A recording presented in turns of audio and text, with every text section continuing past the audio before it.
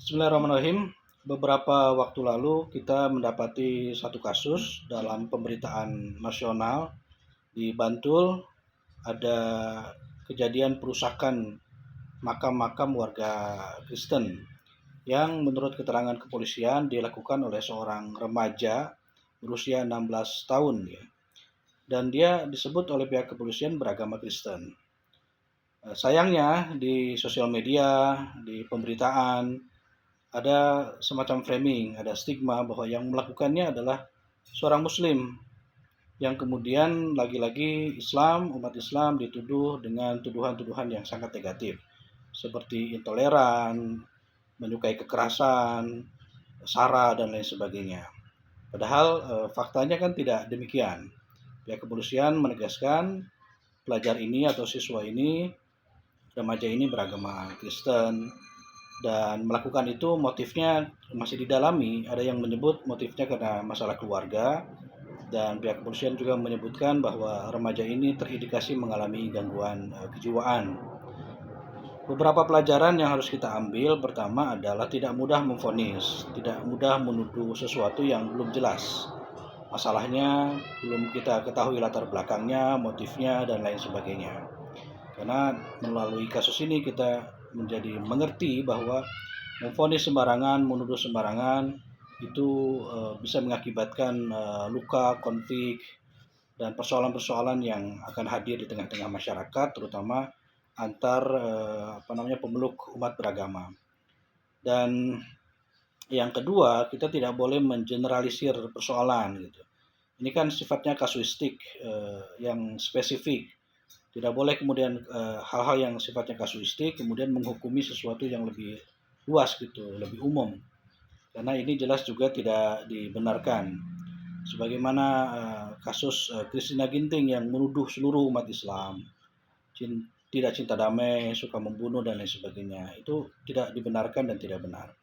Dan kita sebagai muslim pun tidak akan mengeneralisir, tidak akan memvonis bahwa akibat kasus seorang remaja beragama Kristen merusak makam pekuburan Kristen, kita akan sebut kemudian Kristen itu tidak cinta damai, suka kekerasan. Itu tidak benar. Kita tidak akan mengatakan itu dan tidak akan memiliki pandangan seperti itu. Itu adalah oknum. Sebagaimana Christina Ginting juga adalah oknum, tidak merepresentasikan agamanya, tidak merepresentasikan seluruh pemeluk agamanya. Ya, kita tidak akan menyalahkan Kristennya, tidak akan menyalahkan seluruh umat Kristen, karena itu tidak benar, tidak bijak, tidak arif gitu.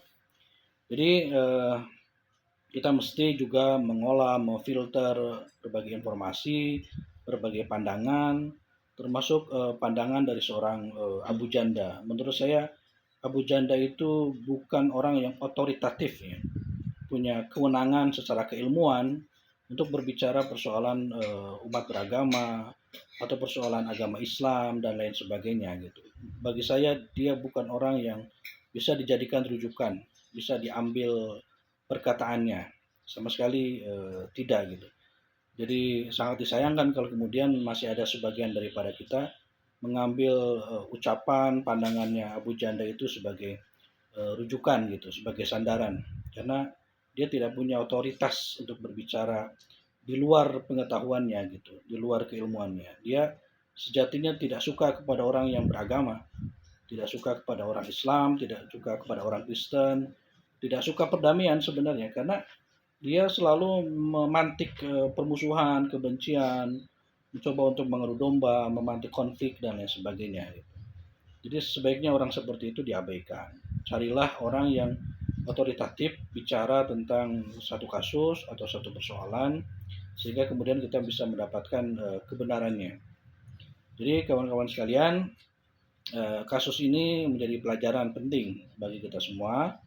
Seperti tadi sampaikan, untuk tidak cepat memvonis, pelajari dulu, amati dulu apa kasus yang sebenarnya terjadi agar kita dapat mengambil kesimpulan yang benar, dan kemudian kita nggak boleh mengeneralisir suatu masalah yang dilakukan oleh oknum, baik itu oknum umat beragama ataupun oknum-oknum yang lain. Tidak boleh dan tidak bijak kita kemudian menyebutkan bahwa agamanya atau seluruh pemeluk agamanya itu berbuat demikian. Salam damai, salam rukun antar umat beragama, kedepankan dialog, jauhi fitnah, jauhi vonis, jauhi tuduhan-tuduhan. Kita semua mencintai perdamaian, kita semua adalah umat yang toleran. Assalamualaikum.